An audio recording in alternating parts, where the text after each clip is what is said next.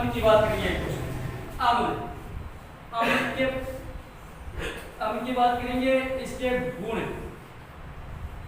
अम्ल के गुण और अम्ल के उपयोग। अम्ल क्या होता है, इनकी परिभाषा क्या होती है, क्या अम्ल के गुण होते हैं या विशेषता क्या क्या होती है, अम्ल के उपयोग क्या होते हैं। नंबर 2 पे बात करेंगे अपन, चलो पहले ये सीख लेंगे अपन अम्ल की। तो अम्ल की पहले परिभाषा करेंगे अपन, क्या होता है अम्ल, अम्ल के क्या गुण होते हैं, क्या इसका उपयोग किया जाता है। अम्ल की परिभाषा अपन एक लाइन में परिभाषा पढ़ते थे पहले कि वे पदार्थ जो स्वाद में खट्टे होते हैं अम्ल कहलाते हैं। यह परिभाषा पढ़ते हैं अपन कि वे पदार्थ जो स्वाद में खट्टे होते हैं अम्ल कहलाते हैं। यहाँ पर यह परिभाषा सफिशिएंट नहीं है, ये छोटी क्लास में चल जाते हैं। वे पदार्थ जो खाने में खट्टे लगते हैं, चटनी पर खट्टे लगते हैं अम्ल कहलाते हैं। ये की परिभाषा नहीं है, ये तो इसका गुण है। जब गुण लिखेंगे अपन तब बताएंगे कि ये स्वाद में खट्टे होते हैं, इनकी विशेषता होती है, लक्षण होता है इनके स्वाद में खट्टे होते हैं। परिभाषा क्या लिखेंगे अपन, वे पदार्थ जो जलीय विलयन में, वे पदार्थ जो जलीय विलयन में, इस प्रकार के पदार्थ जिनको जल में अगर घोलेंगे तो हाइड्रोजन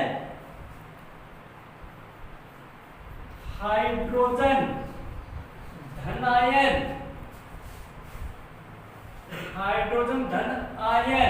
ये हाइड्रोजन धन आयन के अतिरिक्त अन्य कोई धन आयन नहीं देते हैं अम्ल कहलाते हैं।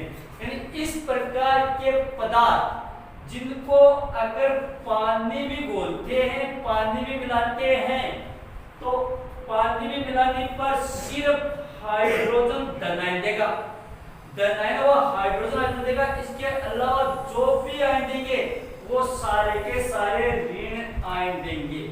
इस प्रकार के पदार्थों को बोलते हैं क्या, अम्ल कहते हैं। वे पदार्थ जो जलीय विलयन में हाइड्रोजन धन आयन के अतिरिक्त अन्य कोई धन आयन नहीं देते हैं अम्ल कहलाते हैं। उदाहरण जैसे H2SO4 का मतलब होता है सल्फ्यूरिक अम्ल, इसको सल्फ्यूरिक अम्ल बोलते हैं। सल्फ्यूरिक अम्ल HNO3 का मतलब होता है क्या, नाइट्रिक अम्ल, इसको बोलते हैं नाइट्रिक अम्ल। ये नाइट्रिक अम्ल होता है। HCl का मतलब होता है हाइड्रोक्लोरिक अम्ल। अब अगर इन अम्लों को पानी में घोलेंगे, जलीय विलयन इसको मिलाएंगे तो ये आयन बनेंगे। H2SO4 को तो जलीय विलयन डालते हैं तो ये H2 धनायन प्लस SO4 ये ऋण आयन देगा। ये तो हाइड्रोजन धनायन, इसके अलावा जो भी आयन देगा सल्फेट ये ऋण आयन देगा। सिर्फ एक हाइड्रोजन धनायन देगा, इसके अलावा जो भी आयन देंगे वो सारे के सारे ऋण आयन देंगे। इसको देख लो HNO3, इसको जलीय विलयन डालेंगे तो H धनायन देगा प्लस NO3 नाइट्रेट, इसको नाइट्रेट बोलते हैं, NO3 को नाइट्रेट, ये ऋण आयन होगा। तो सिर्फ हाइड्रोजन धनायन देगा, इसके अलावा जो भी आयन देगा वो सारे के सारे ऋण आयन देगा। HCl को देख लो HCl, ये H धन आयन प्लस क्लोराइड, ये ऋण आयन। तो इस प्रकार के पदार्थ जिनको जलीय विलयन में डालते हैं, या इस प्रकार के पदार्थ जो जलीय विलयन में हाइड्रोजन धन आयन के अतिरिक्त अन्य कोई धन आयन नहीं देते हैं अम्ल कहलाते हैं। उदाहरण लगा देना, सल्फ्यूरिक अम्ल, नाइट्रिक अम्ल, हाइड्रोक्लोरिक अम्ल, ये सारे के सारे अम्ल होते हैं जो जलीय विलयन में हाइड्रोजन धन आयन के अतिरिक्त अन्य कोई धन आयन नहीं देते हैं, अम्ल कहलाते हैं। स्वाद में पदार्थ जो स्वाद में खट्टे होते हैं अम्ल कहलाते हैं। ये परिभाषा याद मत रखना। वे पदार्थ जो स्वाद में खट्टे होते हैं अम्ल कहलाते हैं। ये परिभाषा निकाल देना। परिभाषा उसकी जगह ये फिट करना कि वे पदार्थ जो जलीय विलयन में हाइड्रोजन धन आयन के अतिरिक्त अन्य कोई धन आयन नहीं देते हैं अम्ल कहलाते हैं। क्या क्या गुण होते हैं अम्लों के? क्या क्या गुण होते हैं अम्लों के? क्या क्या विशेषता होती है अम्लों की? एक पहली विशेषता तो अपन ये बता देंगे कि ये स्वाद में खट्टे होते हैं। जब इनको चखते हैं तो इनका स्वाद खट्टा होगा। पहला गुण इनका ये होता है, ये स्वाद में खट्टे होते हैं। ये इनका पहला गुण होता है। अगर चख करके देखेंगे अपन तो खट्टे लगेंगे अपन को। तो ये अम्ल है वो स्वाद में खट्टे होते हैं। नंबर 2 पर दूसरा जो गुण होता है वो लिटमस पत्र के प्रति इनका व्यवहार कैसा होता है? लिटमस होता है। क्लोराइड सिलेंडर जो पौधा होता है उसको लिटमस बोलते हैं। लिटमस आगे आएगा, लिटमस पत्ता है। कैसे बनता है लिटमस पत्ता है? तो लिटमस पत्र क्या करता है? एक तो होता है लाल रंग का, एक होता है नीले रंग का। अगर उस लिटमस पत्र को, नीले लिटमस पत्र को अगर अम्ल के संपर्क में लाएंगे तो वो कैसा हो जाएगा? लाल हो जाएगा। इसका मतलब है कि अम्ल है वो नीले लिटमस पत्र को लाल कर देता है। अगर नींबू को चीर करके नींबू के ऊपर वो नीले वाला लिटमस पत्र रखेंगे तो उसका रंग बदल करके कैसा हो जाएगा? लाल हो जाएगा, क्योंकि नींबू में साइट्रिक अम्ल होता है। तो अम्ल है वो स्वाद में खट्टे होते हैं। दूसरा अम्ल है वो नीले लिटमस पत्र को क्या कर देता है? नीले को लाल कर देता है। नीले को लाल कर देगा। तीसरा जो गुण होता है वो होता है अम्ल धातुओं के साथ अभिक्रिया करके हाइड्रोजन गैस देता है। अम्ल को जो धातुओं के साथ अभिक्रिया करवाएंगे, अम्ल को जो धातुओं के साथ अभिक्रिया करवाएंगे तो वो धातुओं के साथ अभिक्रिया करके क्या देगा? हाइड्रोजन गैस देते हैं। अम्ल धातुओं के साथ अभिक्रिया करके क्या देंगे? हाइड्रोजन गैस देंगे। धातु के साथ, कोई भी धातु के साथ उसको अभिक्रिया करा दो, ये धातु के साथ अभिक्रिया करके हाइड्रोजन गैस देंगे। सबके साथ ये हाइड्रोजन गैस देंगे। किसी भी धातु के साथ करा दो आप, धातु के साथ अभिक्रिया करवाने को क्या देगा? ये हाइड्रोजन गैस देगा। सब में हाइड्रोजन गैस देगा ये। तो अम्ल वो धातु के साथ अभिक्रिया करके हाइड्रोजन गैस देता है। ये भी सुनो ना, ये धातु जिंक बोलते हैं, जिसको जस्ता बोला जाता है हिंदी में। जस्ते के साथ अगर ये अम्ल आपका H2O सपोर्ट करेंगे तो जिंक सल्फेट बन जाएगा। और ये रहा आपका, ये जिंक सल्फेट, ये सल्फेट ऋणायन और ये आपका हाइड्रोजन बनाएगा। ठीक है। इसी तरह से अगर कॉपर के साथ करेंगे सल्फेट की तो कॉपर सल्फेट बन जाएगा और हाइड्रोजन गैस निकल जाएगी। फिर इसके साथ करेंगे लोहे के साथ तो फिर सल्फेट बन जाएगा और हाइड्रोजन गैस। तो कहने का मतलब है कि अम्ल है वो धातु के साथ अभिक्रिया करके हाइड्रोजन गैस देते हैं। अम्ल में किसी भी धातु के साथ अगर अभिक्रिया करेंगे तो हाइड्रोजन गैस देते हैं। नंबर चौथा जो गुण होता है इसका वो होता है अम्ल क्षार के साथ अभिक्रिया करके इसके गुण को क्या कर देता है? नष्ट कर देता है। अम्ल है वो क्षार के साथ अभिक्रिया करके इनके गुणों को क्या कर देगा?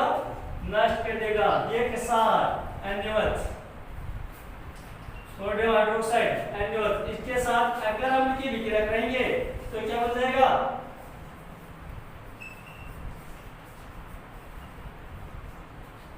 ये NaOH क्षार होता है, ये HCl अम्ल है। तो अपन बात ये करिए, अम्ल है वो क्षार के साथ अभिक्रिया करके इनके गुणों को क्या कर देता है? नष्ट कर देता है और लवण व जल का निर्माण करता है। तो ये क्षार, ये अम्ल दोनों भी क्या करेंगे? सोडियम क्लोराइड नमक बन जाएगा, ये पानी बन जाएगा। तो अम्ल और क्षार, अम्ल क्षार के साथ अभिक्रिया करके इसके गुणों को नष्ट कर देगा और नया पदार्थ बना देगा। एक तो बनाएगा लवण और एक बना देगा जल। तो इस गुण को या तो ये लिख दीजिए अम्ल क्षार के साथ अभिक्रिया करके उसके गुण को नष्ट कर देता है, या कह दीजिए कि अम्ल क्षार के साथ अभिक्रिया करके इसके गुणों को नष्ट करके लवण व जल बनाता है, जिसको आगे चल करके उदासीन अभिक्रिया का नाम रखिए। उदासीन अभिक्रिया होता है यही होगा। इसको उदासीन अभिक्रिया इसको बोलते हैं कि अम्ल क्षार आपस में क्रिया करके एक दूसरे के गुणों को नष्ट कर देते हैं तथा लवण व जल का निर्माण करते हैं। तो ये उदासीन अभिक्रिया होता है, यही हुआ। तो अम्ल है वो क्षार के साथ अभिक्रिया करके इसके गुणों को नष्ट कर देता है। इसके बाद में अगली बात आती है लवण और जल बनाते हैं। बात ऐसे आ गई क्योंकि गुणों को भी नष्ट कर देगा और लवण और जल बना देगा। इसके बाद में क्या था कि अम्लों का जलीय विलयन विद्युत का क्या होता है, सुचालक होता है। अम्लों का जलीय विलयन विद्युत का क्या होगा, सुचालक होगा। अगर अम्ल का विलयन लेके अपन उसका विद्युत परिपथ बनाएंगे और कुंजी को चालू करेंगे तो धारा निकलेगी। इसका मतलब अम्ल के घोल में विद्युत धारा प्रवाहित होती है। कभी भी अम्ल के घोल में नंगे तार को टच नहीं करना चाहिए क्योंकि अम्ल में से विद्युत धारा प्रवाहित होती है। तो ये इसके गुण हो गए। स्वाद में खट्टे होते हैं, नीले लिटमस पत्थर को लाल करते हैं, धातु के साथ अभिक्रिया करके हाइड्रोजन गैस देते हैं, अम्ल क्षार के साथ अभिक्रिया करके इसको गुणों को नष्ट कर देते हैं, क्षार के साथ अभिक्रिया करके लवण और जल बनाते हैं तो इसका जलीय विलयन विद्युत का सुचालक होता है। ये तो सारे के सारे हो गए अम्ल के गुण हो गए, ये तो अम्ल के गुण। इसके बाद में अम्लों का उपयोग कहाँ कहाँ होता है, क्योंकि पाठ का नाम ये दैनिक जीवन में रसायन के उपयोग, दैनिक कौन कौन से रसायन का उपयोग होता है। तो अम्लों के उपयोग क्या है दैनिक जीवन में, अम्लों के उपयोग, अम्लों का उपयोग कहाँ कहाँ होता है, क्या उपयोग अम्लों का। पहला उपयोग अम्लों का उपयोग विभिन्न उद्योग धंधे जैसे औषधि निर्माण, विभिन्न प्रकार के पेंट व उर्वरक बनाने में किया जाता है। कहाँ पर होता है अम्लों का उपयोग, एक तो उद्योगों में होता है, औषधियां विभिन्न प्रकार की जो दवाइयां होती है, औषधियां होती है, वो उसको बनाने में अम्लों का निर्माण किया जाता है। विभिन्न प्रकार जो पेंट होते हैं, पेंट जितने भी होते हैं सब में अम्ल होता है तो पेंट बनाने में इसका उपयोग किया जाता है। उर्वरक जिसका नाम रासायनिक खाद होता है, उर्वरक बनाने में इसका उपयोग किया जाता है। तो औषधि उद्योग में उपयोग होता है, उर्वरक उद्योग में इसका उपयोग होता है और विभिन्न प्रकार के पेंट बनाने में इसका उपयोग किया जाता है। दूसरा जो उपयोग होता है वो होता है अम्ल का उपयोग विभिन्न उद्योग में बॉयलर को अंदर से साफ करने में किया जाता है। जो मशीनें होती हैं उसको साफ करने में भी अम्लों का उपयोग किया जाता है। यानी बॉयलर उद्योगों में साफ सफाई में अम्लों का उपयोग किया जाता है। तीसरा जो उपयोग होता है वो होता है HNO3 का उपयोग, जो नाइट्रिक अम्ल होता है ना HNO3 का उपयोग उर्वरक बनाने में किया जाता है, खाद बनाने में इसका उपयोग किया जाता है। HNO3 का उपयोग उर्वरक बनाने में भी होता है और HNO3 का उपयोग सोने और चांदी को चमकाने में भी किया जाता है। सोने और चांदी के आभूषणों को चमकाने में भी इसी HNO3 का उपयोग किया जाता है। ठीक है, तो सोने और HNO3 या नाइट्रिक अम्ल का उपयोग उर्वरक बनाने में किया जाता है। नाइट्रिक अम्ल का उपयोग विस्फोटक पदार्थ बनाने में भी किया जाता है। जो पटाखे होते हैं उसमें भी अम्ल होता है और इसी नाइट्रिक अम्ल का उपयोग सोने चांदी के आभूषणों को चमकाने में किया जाता है। H2SO4 जो अम्ल होता है, H2SO4 सल्फ्यूरिक अम्ल होता है, इसका उपयोग बैटरी में किया जाता है। जो बैटरी होती है गाड़ियों में, उन बैटरियों में जो भरा होता है वो H2SO4 ही होता है, वो अम्ल ही भरा होता है उसमें। तो इसका उपयोग कहाँ किया जाता है, बैटरी में किया जाता है। एसिटिक अम्ल का उपयोग, जो एसिटिक अम्ल होता है इसका उपयोग विभिन्न खाद्य पदार्थों को संरक्षित करने में किया जाता है।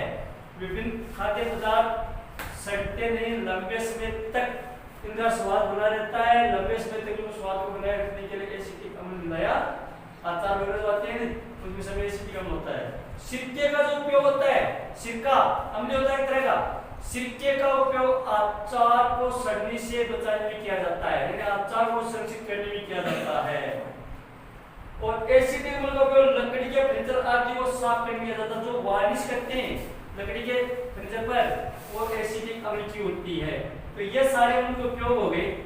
ठीक है, सोने चांदी को चमकाने में इसका उपयोग किया जाता है, उर्वरक बनाने में उपयोग किया जाता है इनका। पेंट बनाने में किया जाता है इसका उपयोग, बारूद बनाने में इसी का उपयोग किया, विस्फोटक पदार्थों में इसका उपयोग किया जाता है, बैटरी में उनका उपयोग किया जाता है, बॉयलर को साफ करने में उनका उपयोग किया जाता है, अचार के संरक्षण करने में इसका उपयोग करता है, खाद्य पदार्थ के संरक्षण में इसका उपयोग किया जाता है। ठीक है, तो ये सारे के सारे हो गए आपके अमूल के उपयोग।